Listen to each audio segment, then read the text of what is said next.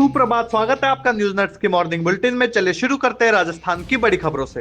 Rajasthan cabinet की बैठक में वाहन स्क्रैपिंग नीति और पचपर्दा रिफाइनरी की बढ़ती लागत को मंजूरी दी गई है। नई स्क्रैपिंग नीति के तहत 15 साल पुराने वाहनों को स्क्रैप पर डिजिटल सर्टिफिकेट दिया जाएगा। नए वाहनों पर मोटर वाहन कर में 50% तक छूट दी जाएगी। इससे ऑटोमोबाइल सेक्टर को फायदा होगा और कच्ची सामग्री सस्ती उपलब्ध होगी। वहीं राजस्थान कर्मचारी चयन बोर्ड ने थर्ड ग्रेड शिक्षक भर्ती का शेड्यूल जारी किया है। परीक्षा 17 से 20 जनवरी तक 2 शिफ्ट सुबह 10 से 12:30 और दोपहर 3 से 5:30 बजे में होगी। कुल 7,759 पदों पर भर्ती होगी, जिसमें लेवल 1 और 5,636 और लेवल 2 में 2,123 पद शामिल है।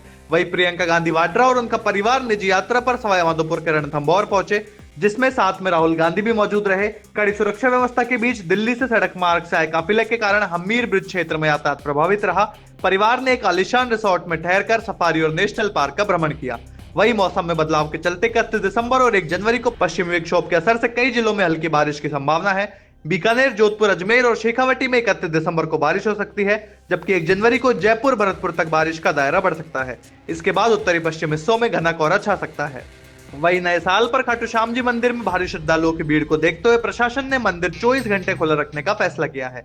30,000 जवान तैनात है और मेला क्षेत्र में 250 सीसीटीवी कैमरों से निगरानी की जा रही है। 14 दर्शन लाइन बनाई गई है और रिंगस से मुख्य द्वार तक भक्तों को अलग रूट से लाया जाएगा।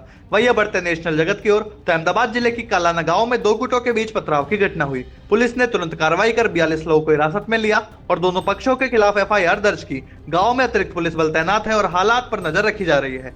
वही जनशक्ति जनता दल के अध्यक्ष और लालू प्रसाद यादव के बड़े बेटे तेज प्रताप यादव के खिलाफ पटना में FIR दर्ज की गई। शिकायतकर्ता ने आरोप लगाया कि तेज प्रताप यादव उन्हें और उनके परिवार को बदनाम करने और झूठे मुकदमों में फंसाने की कोशिश कर रहे हैं। पुलिस ने जांच शुरू कर दी है। वही अब बढ़ते अंतर्राष्ट्रीय जगत की ओर तो सलमान खान की फिल्म बैटल ऑफ गलवान को लेकर चीन ने आरोप लगाया कि इसमें गलवान संघर्ष के तथ्यों को तोड़ मरोड़ कर दिखाया गया है। भारत ने कहा कि देश में कलात्मक स्वतंत्रता है और फिल्म निर्माता अपने रचनात्मक अधिकारों के तहत फिल्म बना सकते हैं।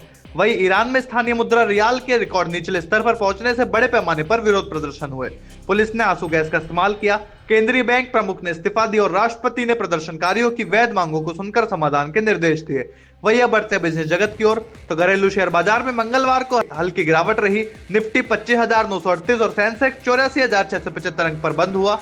ऑटो और मेटल सेक्टर में मजबूती दिखी, जबकि IT, बैंकिंग और FMCG शेयर दबाव में रहे। वहीं भारत ने नई वर्ष आर्थिक समीक्षा रिपोर्ट के अनुसार GDP के आधार पर दुनिया की चौथी सबसे बड़ी अर्थव्यवस्था बनने की उपलब्धि हासिल की है। 4.18 ट्रिलियन डॉलर की GDP के साथ भारत ने जापान को पीछे छोड़ा। अगर ये विकास दर जारी रही तो अगले 2 से 3 साल में भारत जर्मनी को भी पीछे छोड़ सकता है। वही अब बढ़ते स्पोर्ट्स जगत की ओर तो इंग्लैंड ने T20 वर्ल्ड कप 2026 के लिए अपनी प्रोविजनल टीम घोषित की, जिसमें हैरी ब्रुक को कप्तान बनाया गया है। नॉटिंघमशायर के जोश टंग को पहली बार टीम में जगह मिली है और जोफ्रा आर्चर रिहैब पर होने के कारण बाहर रहेंगे। इंग्लैंड श्रीलंका के खिलाफ 3 ODI और 3 T20 मैच खेलेगा। वही ICC महिला T20 रैंकिंग में भारत की दीप्ति शर्मा गेंदबाजों में नंबर 1 पर बनी हुई है। रेणुका सिंह 7वें स्थान पर पहुंच गई है। स्मृति मंधाना बल्लेबाजों में तीसरे और शेफाली वर्मा 6ठे स्थान पर है। अब बढ़ते एंटरटेनमेंट जगत की ओर तो रणवीर सिंह के डॉन 3 छोड़ने के बाद फरहान अख्तर नए डॉन के लिए ऋतिक रोशन से बातचीत कर रहे हैं। अगर ऋतिक यह रोल स्वीकार करते हैं तो यह फ्रेंचाइजी में बड़ा बदलाव होगा। वही बिग बॉस 19 की मालती चहर ने अफेयर की खबरों को झूठा बताया। उन्होंने कहा कि अमाल मलिक के साथ सिर्फ एक बार सामान्य बातचीत हुई थी और उनका नाम गलत तरीके से जोड़ दिया गया है। तो ये थी आज की बड़ी खबरें। कल फिर मिलेंगे नए अपडेट्स के साथ। जब तक के लिए नमस्कार।